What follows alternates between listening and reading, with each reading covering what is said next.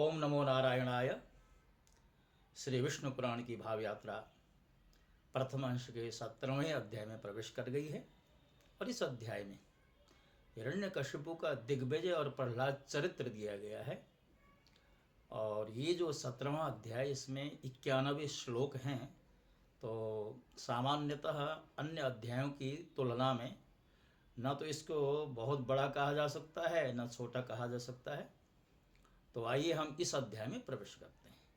तो हम सब जानते हैं ये जो संवाद है पीछे से ही मैत्रेय जी और पराशर जी के मध्य में चल रहा है। तो पराशर जी कहते हैं मैत्रेय, उन सर्वदा उदार चरित परम बुद्धिमान महात्मा प्रहलाद जी का चरित्र तुम ध्यान पूर्वक सुनो।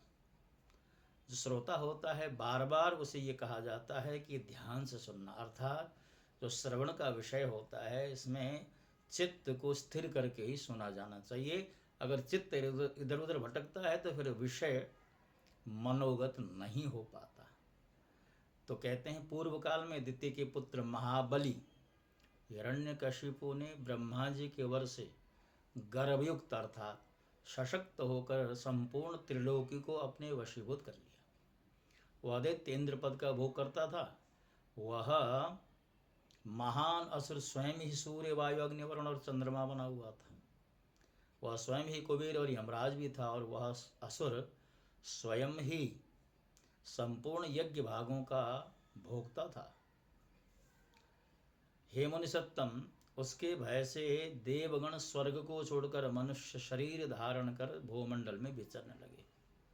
इस प्रकार संपूर्ण त्रिलोकी को जीत कर त्रिभुवन के वैभव से गर्वित हुआ और गंधर्वों से अपनी स्तुति सुनता हुआ वह अपने अभीष्ट भोगों को भोगता था।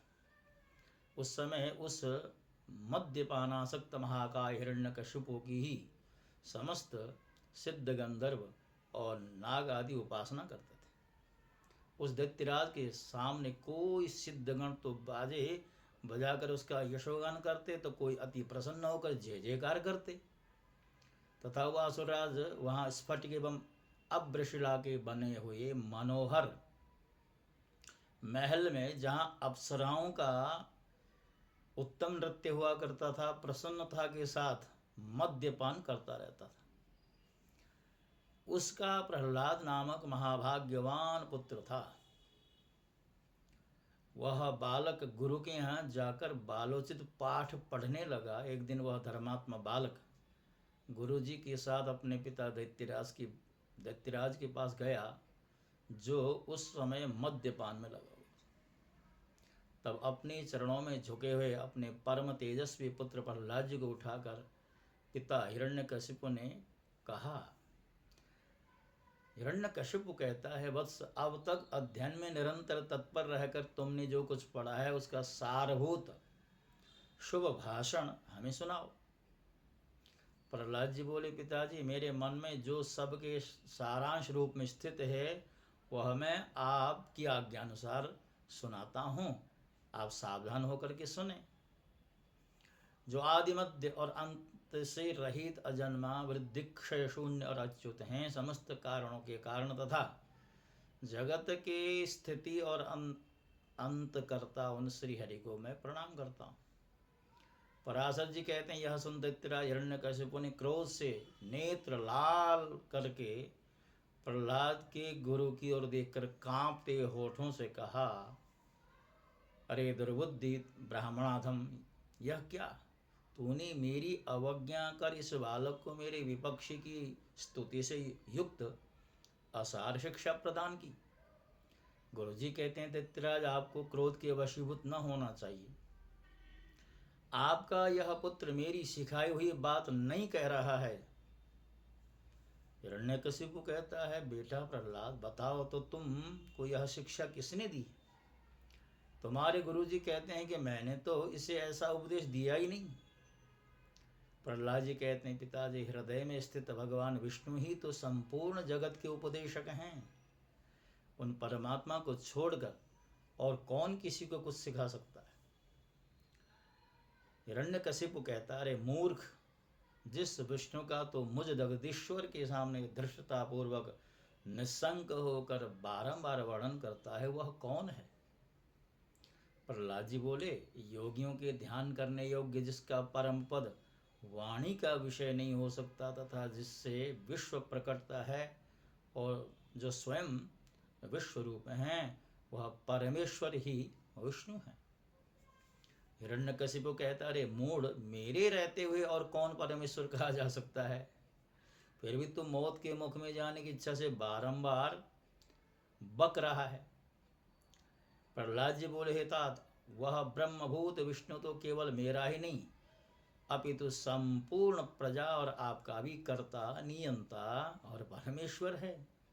आप प्रसन्न होइए, व्यर्थ क्रोध क्यों करते हैं? हिरण्यकशिपु कहता है, अरे कौन पापी इस दुर्बुद्धि बालक के हृदय में घुस बैठा है, जिससे अब अविष्ट चित्त होकर यह ऐसे अमंगल वचन बोलता है? प्रहलाद जी बोले, पिताजी, वे विष्णु भगवान तो मेरे ही हृदय में नहीं अपितु संपूर्ण लोकों में स्थित हैं। वे सर्वगामी तो मुझको, आप सबको और समस्त प्राणियों को अपनी अपनी चेष्टाओं में प्रवृत्त करते हैं। हिरण्यकशिप बोला, इस पापी को यहाँ से निकालो और गुरु के यहाँ ले जाकर इसका भली प्रकार शासन करो। इस दुर्मति को न जाने किसने मेरे विपक्षी की प्रशंसा में नियुक्त कर दिया है। पराशर जी बोले, उसके ऐसा कहने पर दैत्यगण उस बालक को फिर गुरु जी के यहाँ ले गए और वे वहाँ गुरु जी की रात दिन भली प्रकार सेवा शुश्रूषा करते हुए विद्याध्ययन करने लगा। बहुत काल व्यतीत हो जाने पर दैत्यराज ने प्रहलाद जी को फिर बुलाया और कहा, बेटा, आज कोई गाथा अर्थात कोई कथा सुनाओ। प्रहलाद जी बोले, जिनसे प्रधान पुरुष और यह चराचर जगत उत्पन्न हुआ है, वे सकल प्रपंच के कारण श्री विष्णु भगवान हम पर प्रसन्न हो। हिरण्यकशिपु बोला, अरे यह बड़ा दुरात्मा, इसको मार डालो, अब इसके जीने से कोई लाभ नहीं, क्योंकि स्वपक्ष की हानि करने वाला होने से यह तो अपने कुल के लिए अंगार रूप हो गया है। पराशर जी बोले, इसकी ऐसी आज्ञा होने पर सैकड़ों हजारों दैत्यगण बड़े बड़े अस्त्र शस्त्र लेकर उन्हें मारने के लिए तत्पर हुए।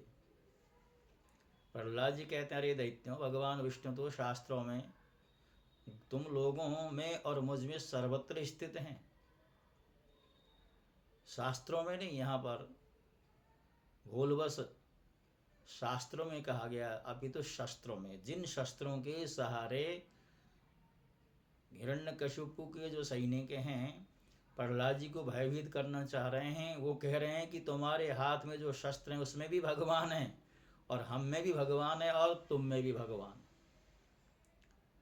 इसलिए तुम्हारे हाथों में जो शस्त्र हैं उनका मेरे ऊपर कोई प्रभाव नहीं होने वाला है।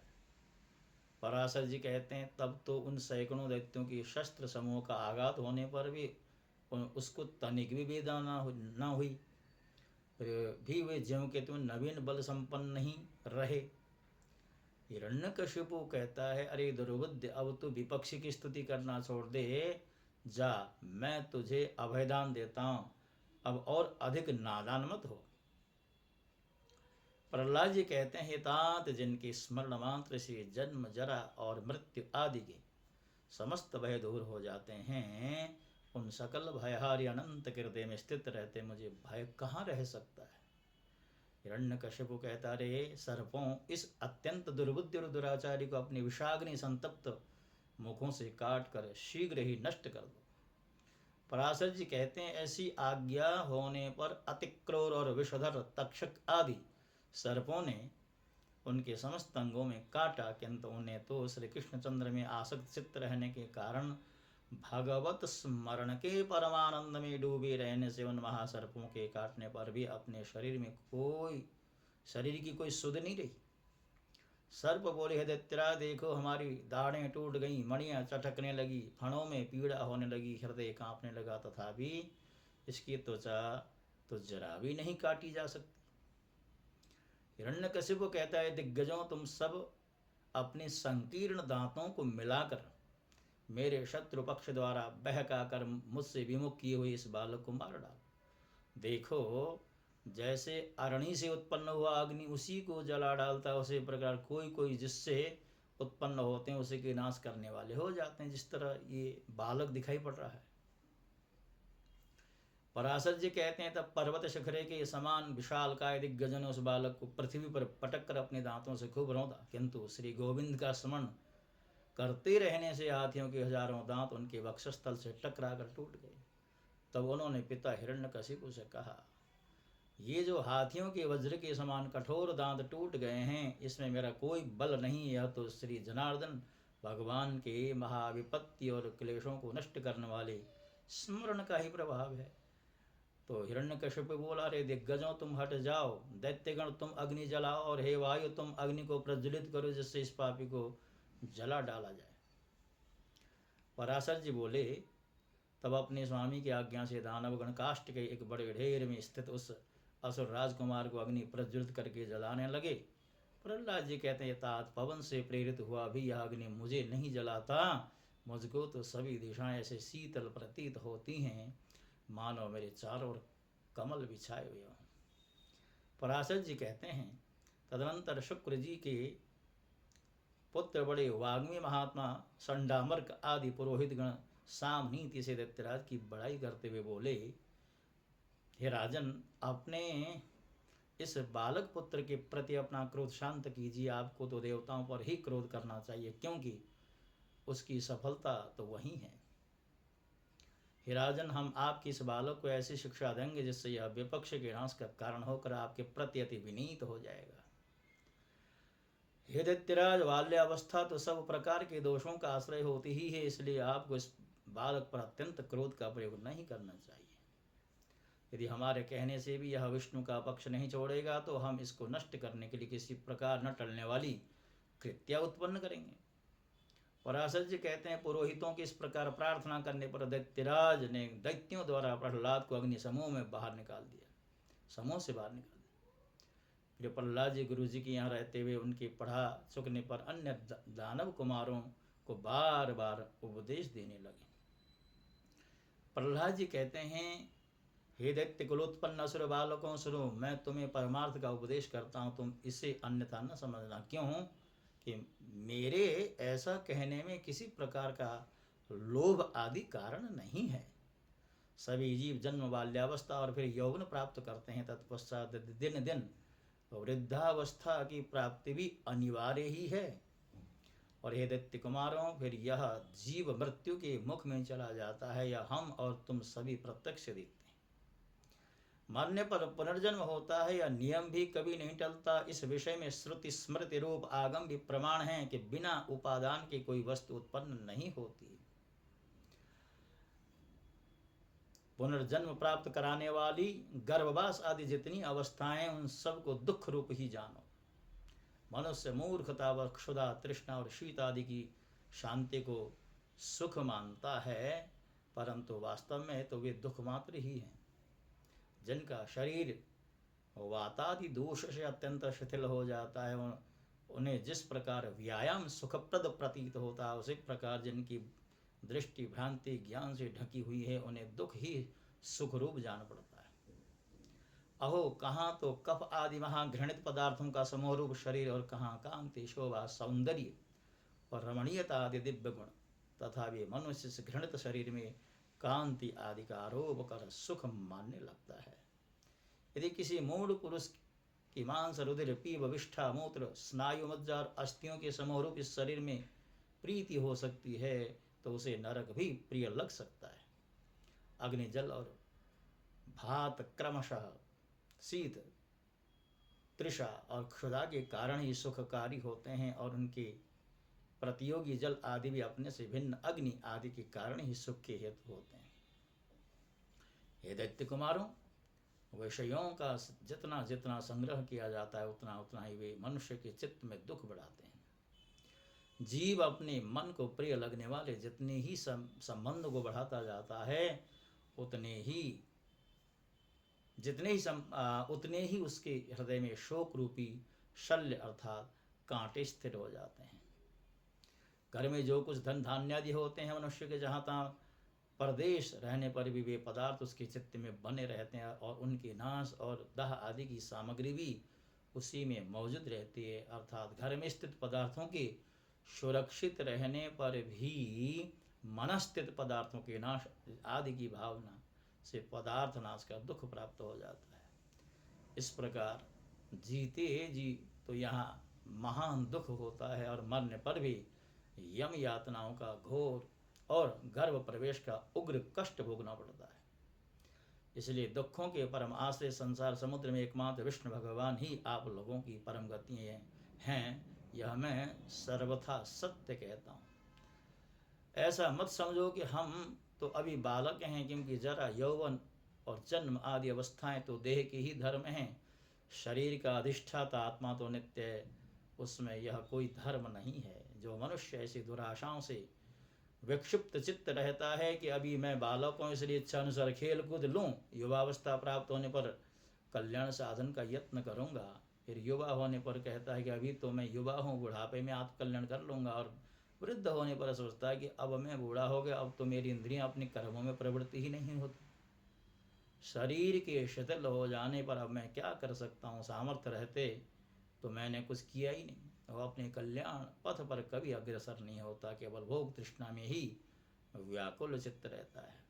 मूर्ख लोग अपनी बाल्यावस्था में खेल कूद में लगे रहते हैं, युवावस्था में विषय में फंस जाते हैं और बुढ़ापा आने पर असमर्थता के कारण व्यर्थ ही काटते हैं। इसलिए विवेकी पुरुष को चाहिए कि देह की बाल्य यौवन और वृद्ध आदि अवस्थाओं की अपेक्षा न करके बाल्यावस्था में ही अपने कल्याण का यत्न करें।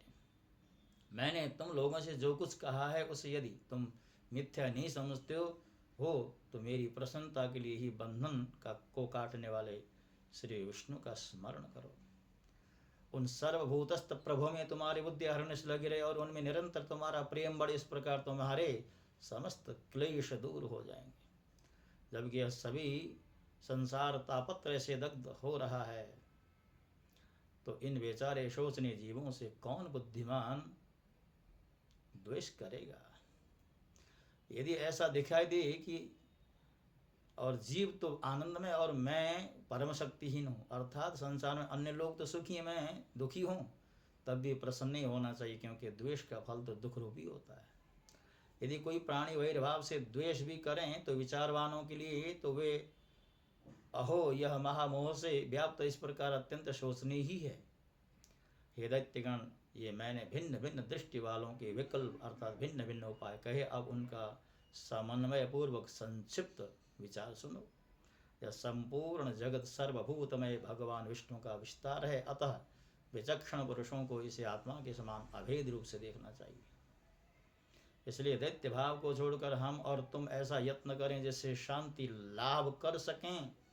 जो परम शांति अग्नि सूर्य चंद्रमा वायु मेघ वरुण सिद्ध राक्षस यक्ष दैत्यराज सर्प किन्नर मनुष्य पशु और अपने दोषों से तथा ज्वर नेत्र रोग अतिसार प्लीहा और गुल्म आदि रोगों से एवं द्वेष ईर्ष्या मत्सर राग लोभ और किसी अन्य भाव से भी कभी क्षीण नहीं होती है, और जो सर्वदा अत्यंत निर्मल है उसे मनुष्य अमल स्वरूप श्री केशव में मनोनिवेश करने से प्राप्त कर लेता है। हे दैत्यों, मैं आग्रह पूर्वक कहता हूँ, तुम इस असार संसार के विषयों में कभी संतुष्ट मत होना, तुम सर्वत्र समदृष्टि करो, क्योंकि समता ही श्री अच्युत की वास्तविक आराधना है। उन अच्युत के प्रसन्न होने पर फिर संसार में दुर्लभ ही क्या है। तुम धर्म अर्थ और काम की इच्छा कभी न करना, वे तो अत्यंत तुच्छ हैं। उस ब्रह्म रूप महावृक्ष का आश्रय लेने पर तो तुम निस्संदेह मोक्ष रूप महाफल प्राप्त कर लोगे। प्रहलाद जी ने अपने असुर मित्रों को कितना सुंदर उपदेश किया। यही तो संसार में मानव रूप में जन्म लेने की उपादेयता है। हम सभी इस बात को समझें कि हमारा जन्म क्यों हुआ है, हम किस लिए आए हैं। बहुत सुंदर ज्ञान से युक्त यह अध्याय अब विश्राम ले रहा है, और जैसा कि आपको ज्ञात है, मैं एक अध्याय की ही श्रृंखला बना करके आपके समक्ष प्रस्तुत करता हूँ। तो आज की श्रृंखला पूर्ण हो रही है। जाते जाते एक बार पुनः नित्य की भांति आप लोगों से यही प्रार्थना करता हुआ विदा हो रहा हूँ। यदि आपने हमारे चैनल को अभी तक सब्सक्राइब नहीं किया है तो अवश्य कर दें।